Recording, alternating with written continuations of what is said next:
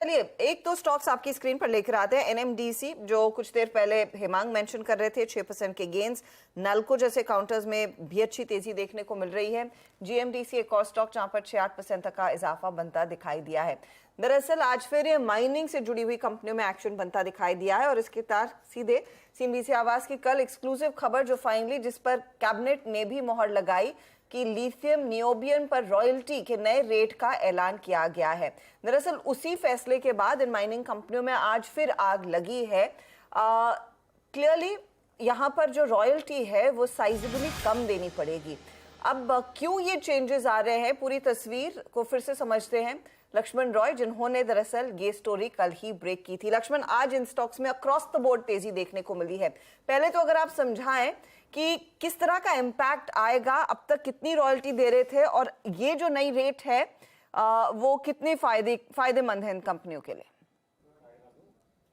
देखिए, रॉयल्टी की ये जो दरें हैं वो काफ़ी ज़्यादा फायदेमंद है। फायदेमंद इस मायने में है कि अगर दूसरे देशों से तुलना करें तो यहाँ पे रॉयल्टी रेट इतना रखना ज़रूरी था सरकार के लिए।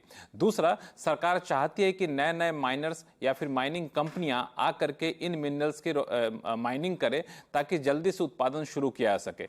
तो माइनर्स की दिलचस्पी दिखाने के लिए ये रॉयल्टी रेट ज़रूरी था।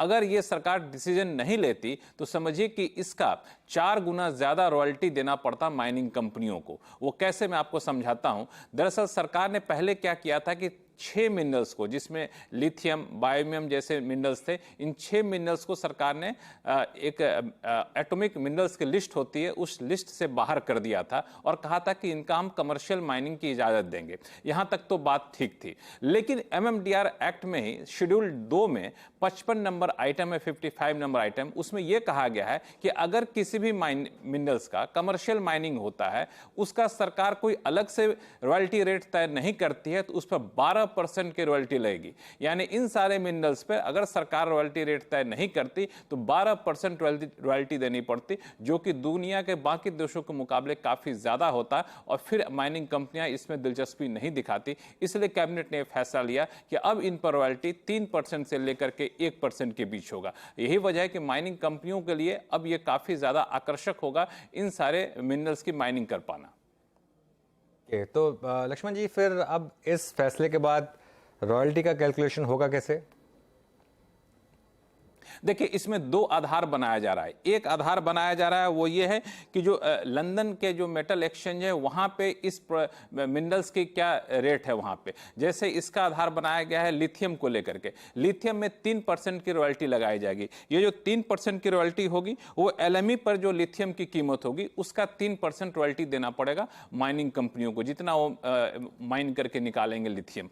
दूसरा जो मिनरल्स है वो है नियोबियम। नियोबियम जो है उस पर भी 3% का लगेगा, लेकिन उस पर एलएमई के एक्सचेंज रेट को नहीं माना जाएगा। उस पर माना जाएगा खास तौर से एक औसत बिक्री दर जो है, एवरेज सेल प्राइस को माना जाएगा। एवरेज सेल प्राइस क्या होगा वो माइंस मिनिस्ट्री ये तय करेगी। और तीसरा, rare earth elements. Rare earth elements ये होते हैं जिसमें यूरेनियम थोरियम नहीं होते हैं, उस पर 1% की रॉयल्टी लगेगी। यहां पर भी जो है सो एवरेज सेल प्राइस को आधार बनाया जाएगा, जो माइंस मिनिस्ट्री ये तय करेगी। और बता दूं कि माइंस मिनिस्ट्री इसका फॉर्मूला भी लगभग तैयार कर दिया। तो इस तरह से पूरे माइनिंग पर रॉयल्टी की कीमत तय की जाएगी।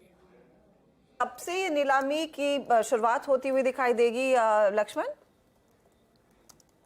देखिए, मुझे लगता है कि नीलामी की शुरुआत सरकार इस रॉयल्टी रेट तय करने से पहले प्रक्रिया शुरू कर चुकी है और जो होमवर्क था वो लगभग अंतिम चरण में है। और इसके तहत जो है, जो सूत्र बता रहे हैं उसके मुताबिक बहुत जल्द सरकार माइनिंग की प्रक्रिया शुरू करेगी। इसके लिए सबसे जरूरी होता है वो होता है geological survey of India, GSI की तरफ से एक रिपोर्ट का आना। तो जीएसआई ने अपना जो रिपोर्ट जो है, एक्सप्लोरेशन रिपोर्ट यहाँ पे दे दिया है। इसके अलावा माइंस मिनिस्ट्री ने एवरेज सेल प्राइस का फॉर्मूला भी तय कर दिया है, जिसके आधार पर बिडिंग की शर्तें, बिडिंग की प्राइस तय की जाएंगी। तो अब सिर्फ यह है कि जैसे ये माइनिंग के रेट नोटिफाई हो जाएंगे उसके बाद मुझे लगता है नीलामी की प्रक्रिया शुरू हो जाएगी। और नीलामी के बाद औसतन जो दुनिया के बाकी देशों में देखा गया है वो कम से कम 6 से 7 साल लगता है पूरी क्षमता के हिसाब से उत्पादन शुरू करने में। तो ये वक्त यहां पर लगेगा। ओके, चलिए लक्ष्मण जी, बहुत बहुत शुक्रिया ये सारी की सारी जानकारी हमारे सामने रखने के लिए। चलिए अब एक